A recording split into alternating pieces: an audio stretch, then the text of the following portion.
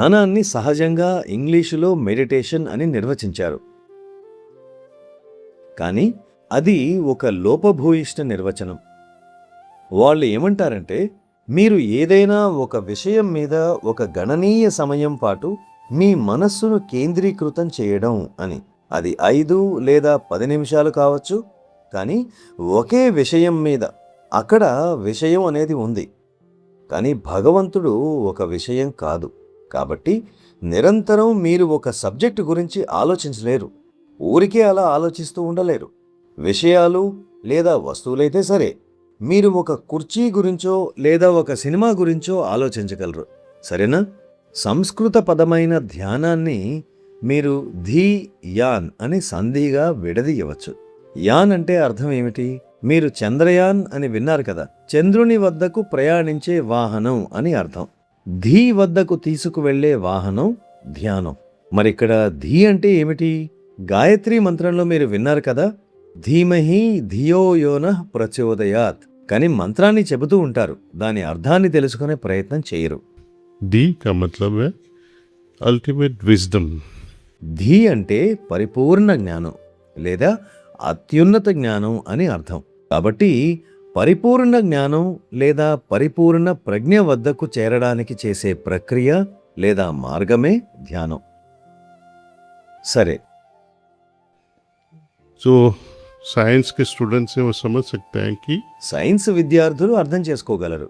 ఏదైనా ఒక వస్తువు ఒక స్థానం నుండి మరొక స్థానానికి కదిలినప్పుడు, ఉదాహరణకు కేంద్రకం చుట్టూ తిరిగే ఎలక్ట్రాన్కు మొదటి కక్షలో నుండి రెండో కక్షలో చేరడానికి కొంత శక్తి అవసరం.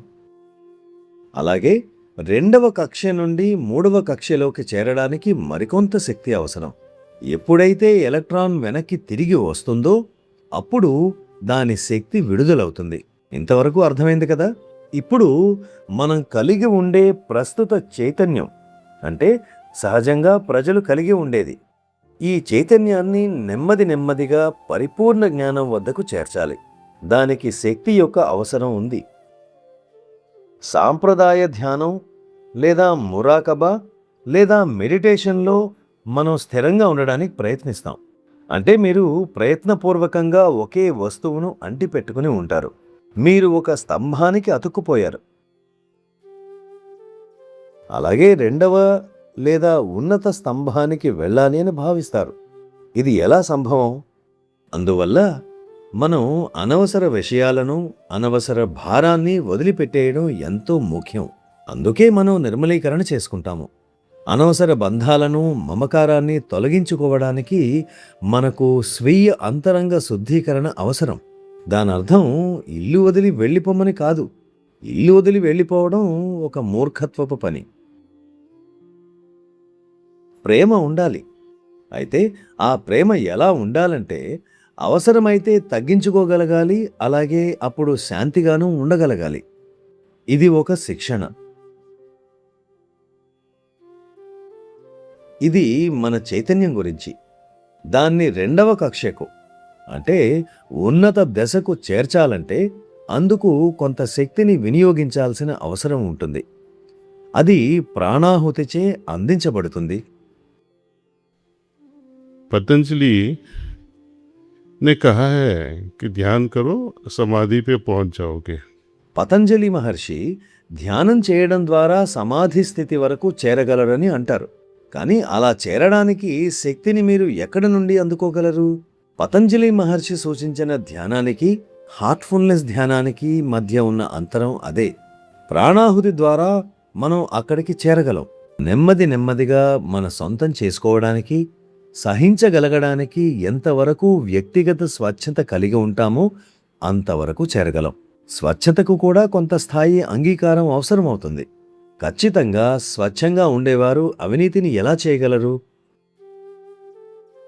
కొంతమంది వైస్ ఛాన్సలర్లు మాతో ఎంఓయూ చేసుకుంటారు, ఒప్పందం. ఇది ఒక ప్రోటోకాల్, ఒక రకమైన సంతృప్తి. పరిశీలకులు తనిఖీకి వచ్చినప్పుడు హార్ట్ఫుల్నెస్ వాళ్ళు మాతో ఎంఓయూ చేసుకున్నారు అని తెలియజేస్తారు. అదక్కడ అమలు జరుగుతుందో లేదో వారికి తెలియదు. ఇదంతా దురదృష్టవశాత్తు ఒక ఆచారంలా మారిపోయింది. చాలా కొద్దిమంది వైస్ ఛాన్సలర్లు మాత్రమే తమకున్న శ్రద్ధతో తీవ్రంగా అమలుపరుస్తారు.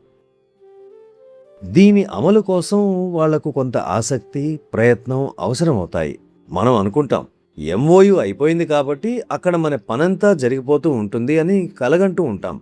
అలాగే పతంజలి మహర్షి రాసిన పుస్తకాలను చదివి ధ్యానం అంటే ఏమిటి, సమాధి అంటే ఏమిటి అని తెలుసుకున్నంత మాత్రాన కాదు కదా, స్వయంగా చెయ్యాలి. Guru's help is utmost necessary here.